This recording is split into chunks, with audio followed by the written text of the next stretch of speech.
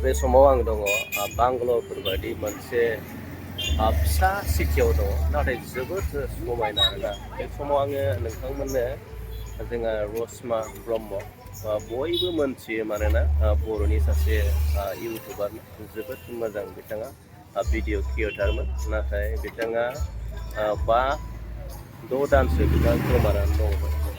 दिनै नोंथांमोननि सेराव नैबेखौनो आपडेट लानानै फैदों, मानोना बिथां रसमा ब्रह्म बिनानावा दिनै हमजाबाय होननानै बुंदों। आरो बिथाङा हमजाबाय, दा हमजानायनि उनाव जिथुनाखि बिथाङा हाबा जाखांनायनि उनाव गथ' सासेनि उनाव दा बिथाङा जे गुबुन हौवाजों खारबाय, गुबुन हौवाजों खारनायनि उनाव जे बिथाङा मा खहा जादों, बे खहा जानायनि सोमोन्दै नोंथांमोननो एसे शेयार खालामगोन। नोंथांमोना जाहाथे भिडिअखौ जोबजासिम नायलांगोन। मोनसे बाथ्राखौ जोङो बाख्नायनांगोन, मानोना जोंनि बांगालराव थानाय बड' वेलफेयार ससाइटिया बड' वेलफेयार ससाइटिया बांगालराव थानाय बड' वेलफेयार ससाइटिया जोबोद मोजां खामानि मावगासिनो दं। बेखौ जोङो नंखाय बुंनो हाया, बिथांमोना जोबोद मोजां खामानि मावदों। दिनै रसमा ब्रह्मल' नङा, रसमा ब्रह्ममोन बायदि गोबां हौवा गारि खारनाय बा हिनजाव गारि खारनाय हौवाफोरखौ बिथांमोना हमदों। हमनानै माखासे बुजायनायनि गेजेरजों बिथांमोनखौ गावबा गावनि न'आव थिसनदों, गावबा गावनि बिगोमाफोरखौ लेंहरना न'आव थिसनदों। बिदिनो गोबां खामानि मावदों। जोबोद बाख्नायनो गोनां बिथांमोनखौ।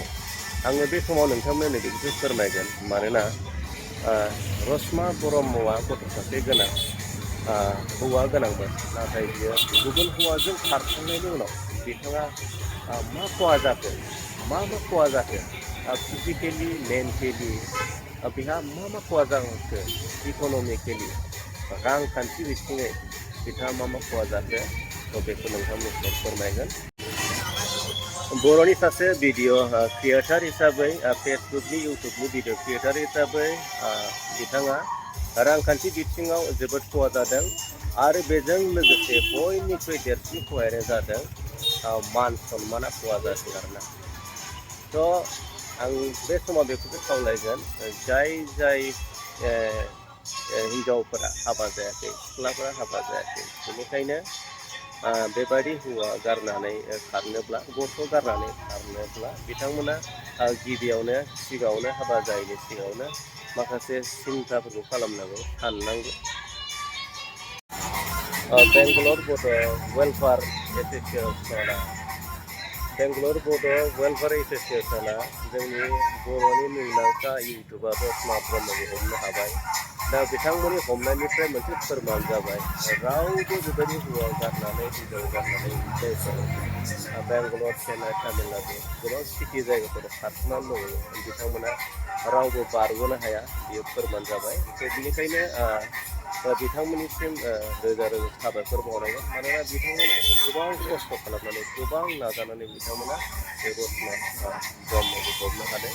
दा दिनै हमनानै बिथांमोना बे गार्जेनखौ लेंहरनानै गथायनानै होबाय। बे खौरांखौ जोङो मोननो हादों। दा बेयो जोबोद गोजोनथाव जोंनि थाखाय। मोनसे समाव बे रसमा ब्रह्मआ बर'नि गेजेराव गोबां मुंदांखा, गोबां मिथिजानाय, गोबां बयजोंबो सिनायजानाय इउटुबारमोन। बिथाङा नैबे जिथुनाखि गावनि हौवा आरो गथ' न'खर गारनानै खारनायनि उनाव बिथाङा गोबां खहा जादों। फिजिकेलि, मेन्टेलि गासिबो मान सन्मान खहा जादों। बे आयदानि सायाव